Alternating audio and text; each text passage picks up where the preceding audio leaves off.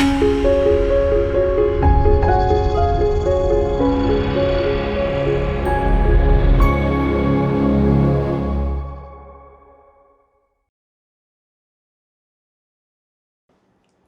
మాత్రం.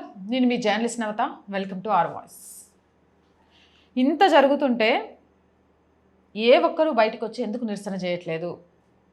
ఎక్కడో ఇరాన్లో చనిపోయిన ఆయన గురించి, ఎక్కడో గాజాలో చనిపోయిన వాళ్ళ గురించి ఉన్న ప్రేమ ఇక్కడ మీ మధ్యలోనే ఒక వ్యక్తిని దారుణంగా గొంతు కోసి పొడిచి చంపే ప్రయత్నం చేస్తే ఎందుకు నోరు మెదపడం లేదు? మానవత్వం కోసమైనా గొంతెత్తండి. రాక్షసులకు వ్యతిరేకంగా గలం విప్పే మనుషుల కోసం నిలబడండి. మీ అందరికీ తెలిసిందే, ఉత్తరప్రదేశ్లోని గజియాబాద్కు చెందిన లోని ప్రాంతంలో మాజీ ముస్లిం అంటే ఎక్స్ ముస్లింగా యాక్టివిస్ట్ సలీం వాస్తిక్ గుర్తు తెలియని ఇద్దరు వ్యక్తులు విచక్షణారహితంగా కత్తులతో దాడి చేశారు. హెల్మెట్ ధరించి మోటార్ సైకిల్పై వచ్చారు. ఆయన విహార్ కాలనీలో నివాసం ఉంటూ ఉంటాడు. ఆయన ఇంటికి కాలింగ్ బెల్ కొట్టొచ్చారు. ఎవరో వచ్చారనుకొని తలుపు తీశాడు. తీయడమే ఆలస్యం. మెడ మీద పొట్ట భాగంలో చాలాసార్లు పొడిచారు. ఆయన గట్టిగా అరవడంతో అక్కడి నుంచి పారిపోయారు. ఇక తీవ్రంగా గాయపడ్డ ఆయన్ని మొదట స్థానిక ఆసుపత్రికి, ఆ తర్వాత పరిస్థితి విషమించడంతో ఢిల్లీలోని జీటీబీ ఆసుపత్రికి తరలించారు. ప్రాణాపాయ స్థితిలో ఐసీయూలో చికిత్స పొందుతున్నాడు. వాళ్ళ ఫ్యామిలీ మొత్తం శోకసంద్రంలో మునిగిపోయింది. భార్య అఫ్సానా, కుమారుడు ఉస్మాన్ తీవ్ర దిగ్భ్రాంతికి గురయ్యారు. సలీం వాస్తిక్ తన యూట్యూబ్ ఛానల్ ద్వారా, ఎక్స్ ముస్లిం అనే యూట్యూబ్ ఛానల్ ద్వారా మతపరమైన అంశాలపై తన గళాన్ని వినిపిస్తూ ఉంటాడు.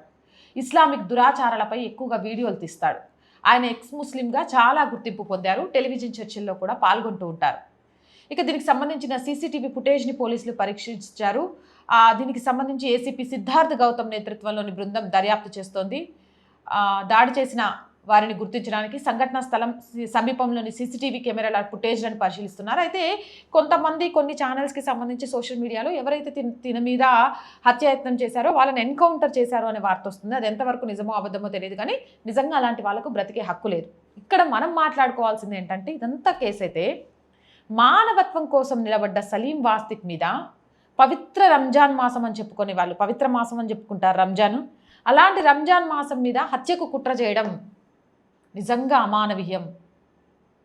నిజంగా ఇస్లాంలో ప్రేమ, కరుణ అనేవి ఉన్నాయా?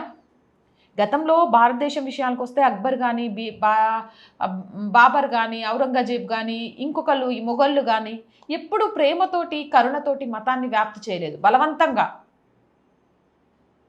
అబద్ధాలు, సత్యాన్ని నొక్కి చెప్పడం ద్వారా విస్తరించింది. మరి పవిత్రమైనదిగా భావించి ఉపవాసాలు చేసే టైంలో ప్రాణాలు తీయమని నిజంగా దేవుడు చెప్తాడా? ఏ దైవం అట్లా చెప్తుంది? ముస్లింలు దేవుణ్ణి, రాక్షసుని వేరు చేసి చూడాలని నిజంగా కోరుకుంటున్నాను. ముస్లిం సమాజం దైవిక వెల్లడిని చదవడానికి బదులుగా కొందరు రాక్షసులు చెప్పే సూక్తులను అనుసరిస్తూ ఇలాంటి దాష్టికాలను చేయడం నిజమైన ముస్లింలు ఖండించాలి. సలీం వాస్తిక్ గారు ఇస్లాంలో మహిళల హక్కుల కోసం గలమెత్తారు. క్రూరమైన వచనాలను ఆయన ఎత్తి చూపారు. దేవుడి పేరిట ప్రచారంలో ఉన్న అవాస్తవాలని, ప్రామాణికతను ఆయన ప్రశ్నించారు. అసలు నిజమైన దైవత్వం అంటే ఏంటి? అది సంతోషంగా ఉందా? ప్రపంచవ్యాప్తంగా ముస్లిం సమాజంలో కనిపిస్తున్న ఆగ్రహం కారణం ఏంటి అనే విషయాల్ని ఆయన తన గళం ద్వారా, తన ఛానల్ ద్వారా లేదా వేరే ఛానల్ డిబేట్స్ ద్వారా ప్రశ్నించడం మొదలుపెట్టారు. ఆయన లేవనెత్తిన ప్రాథమిక ప్రశ్న, ఖురాన్లో మనం చదువుతున్న ఇటువంటి కొన్ని విషయాలను ఒక నిజమైన ప్రవక్త చెప్పగలరా? ఖురాన్ రచయితలు మొహమ్మద్ పేరును ఉపయోగించి ఒక రాజకీయ సిద్ధాంతాన్ని నడిపించారని, అది ముస్లింలతో పాటు మిగిలిన మానవాళిని కూడా బాధితులుగా మార్చిందని ఆయన దానికి సంబంధించి మాట్లాడారు. సలీం వాస్తిక్ గారు ఇప్పుడు ఐసీయూలో కొంత క్రిటికల్ కండిషన్లో ఉన్నారని చెప్తున్నారు. ఆయన త్వరగా కోలుకోవాలి అని నేనైతే మనస్ఫూర్తిగా కోరుకుంటున్నా. ప్రతి ఒక్కరూ కోరుకోండి. ఎందుకు మీ గళాలు బయటికి రావట్లే? ఆయన గురించి కనీసం ప్రశ్నించడానికి బయటికి ఎందుకు రావట్లే? నిరసనలు ఎందుకు తెలియజేయట్లేదు? ఇలాంటి దారుణాలను ఖండించాలని ఎందుకు మాట్లాడట్లేదు? అసలు ముస్లిం సమాజం నిద్రపోతోందా? ఈరోజు సమాజానికి, మానవాళికి ఆయన లాంటి వాళ్ళు అవసరం. ముస్లిం సమాజం తమ చెడు కర్తవ్యాలను గుర్తించి తిరిగి వెలుగులోకి రావాలి. హిందుత్వాన్ని, హిందువులతో సహా ముస్లిమ్స్, కమ్యూనిస్టులు, అలాగే క్రిస్టియన్స్, ఆఖరికి ప్రకాష్ లాంటి ఆయన కూడా అత్యంత దారుణంగా హిందూ దేవుళ్ళ గురించి విమర్శించిండు. కానీ హిందూ ఏనోడు సహనం కోల్పోలేదే. నిజంగా కూడా దేవుడి గురించి మాట్లాడటం వల్లే కోపం వచ్చి చంపేంత కసి పెరిగింది అని అంటే అసలు హిందువుల్లో ఎంతమందికి అంత కసి పెరగాలి? ఎంతమందిని అలా చేయాలి? కానీ హిందువులు ఎందుకు సహనాన్ని కోల్పోవట్లేదు? కొందరు ముస్లింలు ఎందుకు సహనాన్ని కోల్పోయి ఇలాంటి దారుణాలకు ఒడిగడుతున్నారు? ఇలాంటి వాటిని ముస్లిం సమాజం ఎందుకు తిరస్కరించట్లేదు? సలీం లాంటి వాళ్ళ కోసం ఎందుకు రోడ్డు మీదకి వచ్చి నిరసనలు తెలియజేయట్లేదు? ఆ క్రూరులు ఎవరైనా సరే ఎన్కౌంటర్ జరిగింది అని చెప్తున్నారు, ఎన్కౌంటర్ జరగాలని కోరుకోవట్లేదు. ఇలాంటివి మళ్ళీ జరగకూడదు అని కోరుకోవట్లేదు. ఇది ఈరోజు జరిగింది కాదు, గతంలో కూడా ఇలాంటివి అనేకం చంపుతామని బెదిరించి వీడియోలు బయటికి పంపించి ఆ తర్వాత వచ్చి డైరెక్ట్ చంపేయగలుగుతున్నారు అని అంటే ఆ ఉన్మాదాన్ని ఎలా చూడాలి? ఈ ఉన్మాదానికి అంతం ఏంటి? అంతం చేయాల్సిన ఉన్మాదం కోసం నిజమైన ముస్లింలు ఏ రకంగా పోరాటం చేయాలి? ఏదేమైనా ఆ కుటుంబానికి ఖచ్చితంగా ధైర్యాన్ని ఇవ్వాలి, ఆయన కోలుకోవాలి.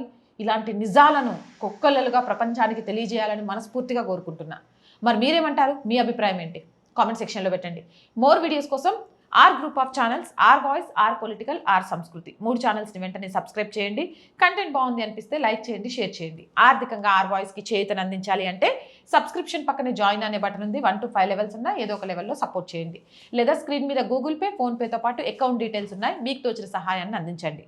వ్యాపార ప్రకటనల కోసం 8328 500 576 నెంబర్ని సంప్రదించండి. జై హింద్, జై భారత్.